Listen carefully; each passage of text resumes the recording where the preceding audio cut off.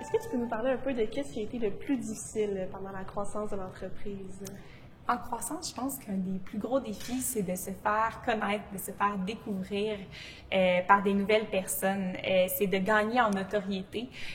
On peut croire que des fois, c'est de lancer le produit, c'est de faire le site web, mais la réalité, c'est que c'est vraiment que les gens découvrent le produit, d'autant plus avec un produit sur mesure où est-ce que j'ai beaucoup d'éducation à faire à chaque client. Donc, il faut être extrêmement innovant dans la façon dont on se fait découvrir et qu'on commercialise le produit.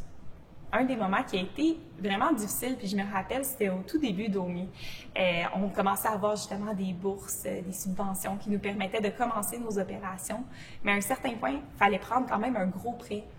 Puis, ça fait peur, parfois, de se lancer dans le vide puis se dire « je mise ». Au début, t'es cautionnaire des prêts que tu prends et tu te dis « est-ce que ça va vraiment marcher ?» Puis là, tu as toujours un stress lié à ça. Et on n'était pas sûrs. On était sur le divan, on se parlait, Andrea et moi, puis on est comme « my God, tu sais, c'est beaucoup de risques ».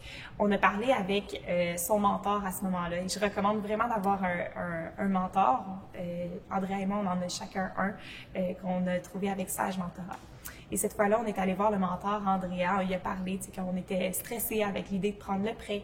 Et il nous a dit, mais les filles, qu'est-ce que vous avez à perdre? Puis c'est tellement vrai que quand on est jeune, puis même quand on n'est pas jeune, dans la vie, on est là pour apprendre, on est là pour vivre des expériences, puis en bout de ligne, on va toujours s'en sortir.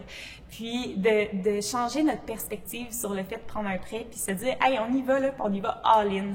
Bien ça a changé notre mindset à partir de ce jour-là, puis on n'a plus jamais eu peur de prendre des prêts par la suite, et c'est essentiel. C'est essentiel de prendre du risque parce qu'après ça, on donne tout ce qu'on a pour l'entreprise. Les débuts de votre entreprise ont été entourés par l'Université Laval. Est-ce que tu peux me parler un peu de qu'est-ce qu'ils ont fait, comment ils vous ont aidé?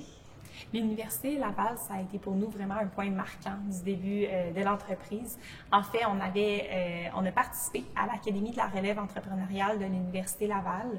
On a aussi été aidé par Entrepreneuriat U Laval avec Manon Lortie, que je vous recommande vraiment de rencontrer une fois dans votre vie.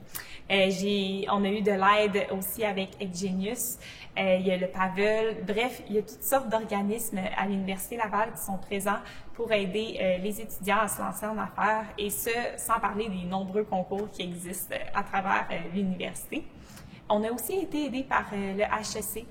On a fait un accélérateur d'entreprise au HEC aussi. Donc, il y a de nombreux organismes un peu partout au Québec pour aider les jeunes à se lancer en affaires, les jeunes étudiants, entre autres.